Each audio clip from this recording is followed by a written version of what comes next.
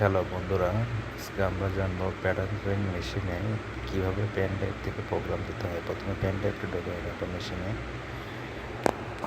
দেন এখন হোম বাটনটা প্রেস করব।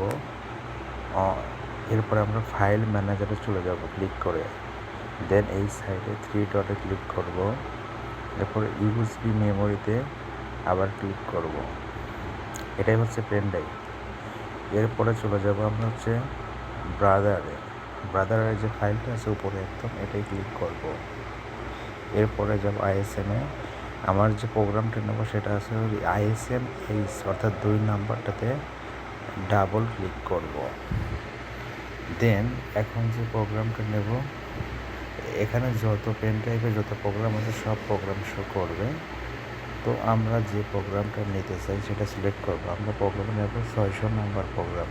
সিলেক্ট করলাম, নিচে শো করতেছে। এখন এই ডাউন নিচে শো করে, এখন ডাউন অ্যারো প্রেস করলেই কপি হয়ে যাবে পেন ড্রাইভ থেকে।